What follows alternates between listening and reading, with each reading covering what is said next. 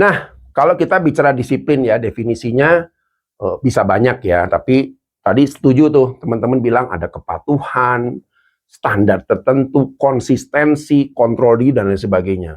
Ya, dari semua ini muncullah yang namanya habit, pola kebiasaan, disiplin. Nah, sekarang kita lihat.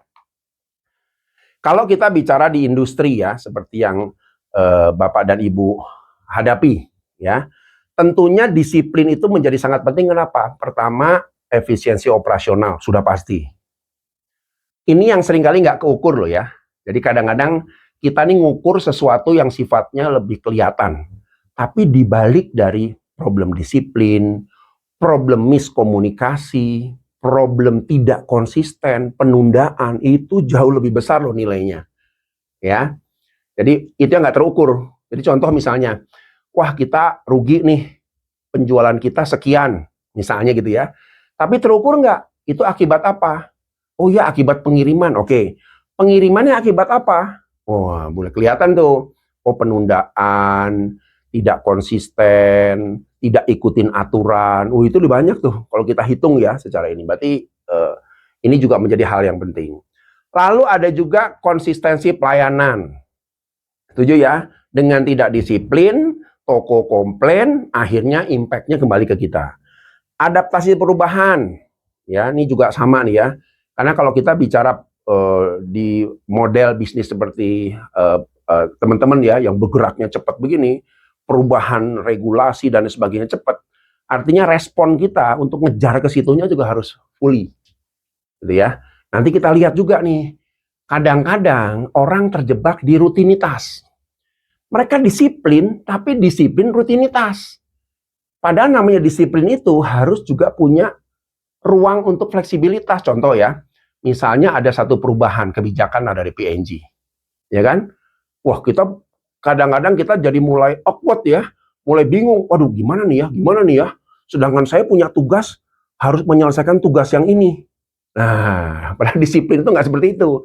Disiplin itu begitu ada satu situasi di mana kita diharuskan berubah, kita harus punya kemampuan untuk coba kita POV-nya ya, point of view-nya kita rubah dulu nih. Karena kebijakan ini pengaruhnya kemana-mana. Nah, ini juga masalah disiplin juga nih, seringkali ya. Lalu bicara tentang peningkatan kerjasama tim. Ya, sudah pasti. Gara-gara nggak disiplin, nah ini jadi masalah besar nih. Ya. Lalu terakhir pengelolaan resiko.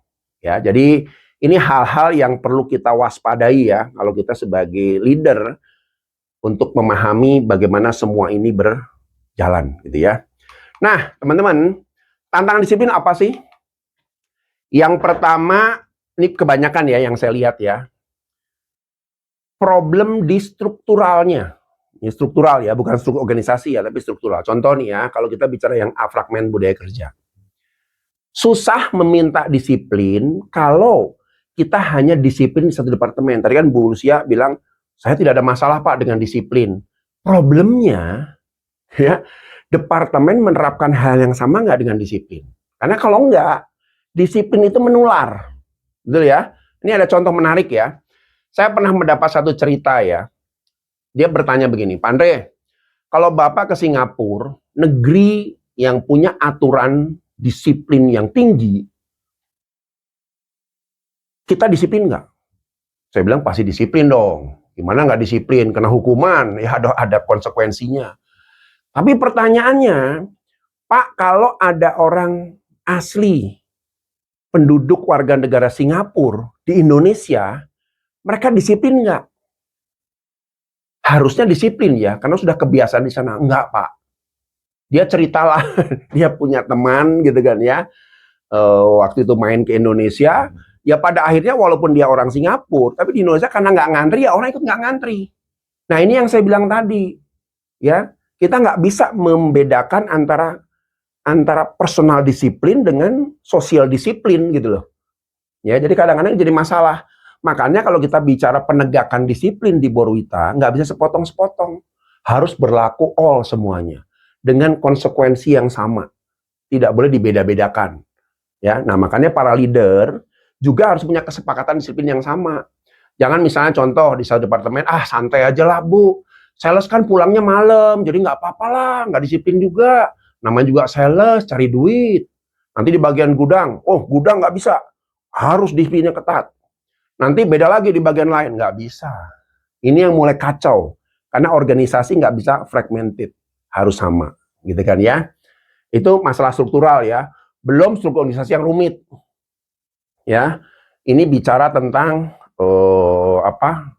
contoh.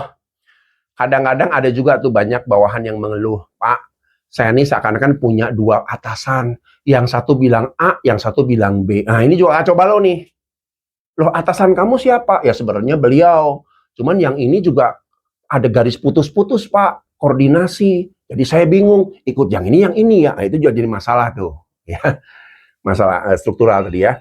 Lalu yang berikutnya, kurangnya pemahaman dan komitmen. Ini juga sama, ya. Kalau ini lebih berkaitan lebih ke personal ya, bagaimana perusahaan punya kewajiban untuk mengajarkan, melatih soal disiplin, memberi pemahaman, memberi pengertian tentang disiplin, ya. Dan lalu yang terakhir, perubahan yang cepat, yang tak terduga. Nah ini juga sama, gitu ya. Kita harus lihat dulu disiplin ini supaya tidak rigid ya, sehingga karyawan juga yang tadi saya bilang ya punya ruang mereka untuk beradaptasi dengan cepat, melakukan kebiasaan yang baru sehingga nggak sibuk dengan kebiasaan lama. Karena banyak konflik yang saya lihat muncul itu karena apa? Karena ketika perusahaan mudah berubah-ubah kebijakan, mereka dikunci dengan disiplin yang kaku, mereka komplain, Pak, ini gimana nih Pak sebenarnya kita? Nah, mungkin pemahaman-pemahaman seperti itu perlu diajarkan juga ke mereka. Mana sih yang harus mereka ikuti, disiplin seperti apa, mana yang harus mereka adaptasikan untuk membangun satu perilaku yang baru, gitu ya. Nah, ini masalah tentang disiplin.